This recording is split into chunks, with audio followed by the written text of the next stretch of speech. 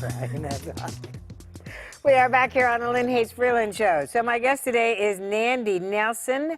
She has written a book, Jake's Adventure, A Trip to Summer Camp. It is an interesting story because it's really designed to help kids understand autism, acceptance, and friendship. But interestingly enough, I think sometimes as adults, we need to understand autism, friendship, and acceptance. Right, absolutely.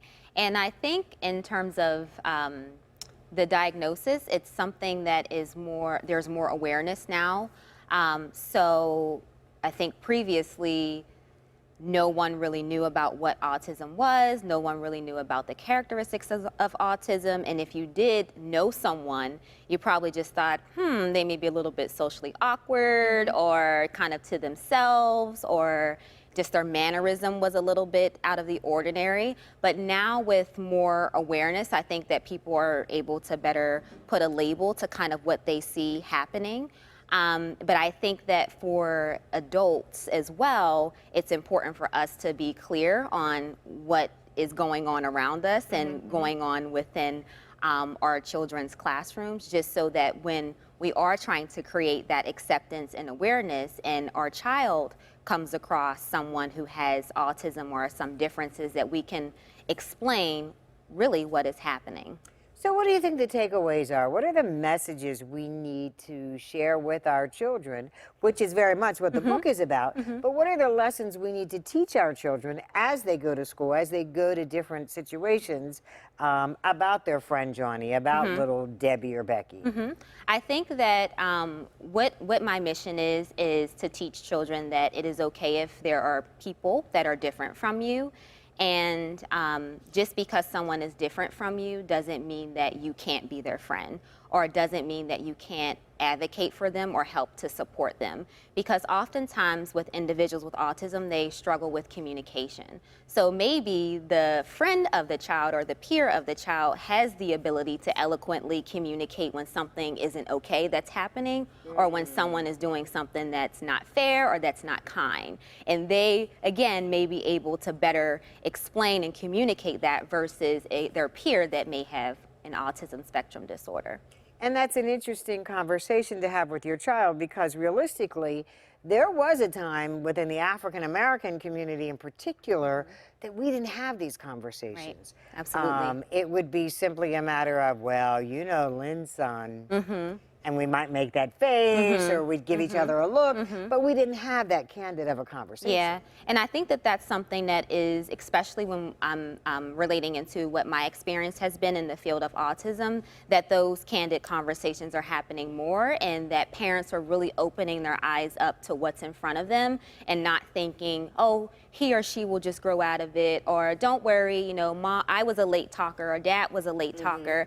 And that may be the case, but I think that it's important to begin exploring things earlier, because as we know, early intervention is key, especially when it comes to autism spectrum disorder. So for us to kind of sit back and let time pass is doing a little bit more of a disservice, as well as for us to kind of just say, you know, such and such, something's going on there, but we're not going to really worry about it. He'll grow out of it, or she'll grow out of it. And you're absolutely right, and that's it. You know, they were a late talker, and you know, everyone in our family talks late. Right. We walked late. We did things. Right. Okay, so in this past week, you've had a reading, you've had a book signing. How can people get a book? How can they get a copy of the book? Yes, so the book is available on Amazon. If you just search the title of the book, you can find it there. Or you can also find the book at my website directly, which is www.nandinelson.com. That's Nandi, N-A-N-D-I, Nelson, N-E-L-S-O-N.com. Now, did you see yourself as an author? I did not.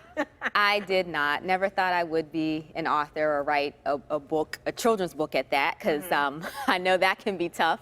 So like, as you mentioned, I had a few readings this week while I was in Pittsburgh and got some really great feedback from the children, and we know that kids are brutally honest. Yeah, they're going to be honest. So I was super nervous. Didn't think, I was like, okay, I hope they like it, but I got really great feedback from the kids. So that even gave me a little bit of an extra boost in my journey of being an author, I should say. But no, I never thought I would be an author. I just knew that there was a deficit, especially where it came to children's books because it's not a lot of books surrounding diagnosis or disabilities. And I'm, again, really wanting to educate young children so that when they do see children that have differences in their classrooms, or as they grow older, they have a better understanding for the differences of people around them. Well, the other thing that strikes me too is, and it's a tribute to you, when you look at the illustrations in the book, there are all kinds of different children Right. in the book. And that becomes important because Absolutely. a lot of times our kids in particular don't see themselves in Absolutely. this situation. Yeah. Yeah, so it was super important for me to make sure that the book was representative as it related to the characters, as well as for the main character, who is Jake. I wanted to ensure that I was very careful when choosing his appearance and what he looked like, because I also still wanted there to be that kind of question mark in terms of like, well, what is he? And then for children of various races to be able to somewhat identify with the character Jake, and if not Jake, then for sure one of the supporting characters on the bus. You know what? It's kind of interesting as I think back now and where we started this conversation. First class of the Pittsburgh Promise. You should be like on a billboard. Hey, this is what the Pittsburgh Promise Right. can do. Have Yeah. they thought about that? Have they contacted you for that? They have not yet, but it's really amazing as to just, you know, what something that was just starting out fresh has done for me. But yes, that would be something that would be great to do, because I'm sure they would be extremely proud to see what what has we happened. need to make that happen. Give us Amazon and give us the website again. www.nandynelson.com. Okay, yeah, we're going to call the Pittsburgh Promise. Okay. We're going to handle that for you. All right. Thanks so much for joining us. Thank you. And congratulations. All Thank you good so stuff. much. Awesome. Thank you. Shenley High School right here. Shenley High right here. We'll see you next week. Yeah, we need to make that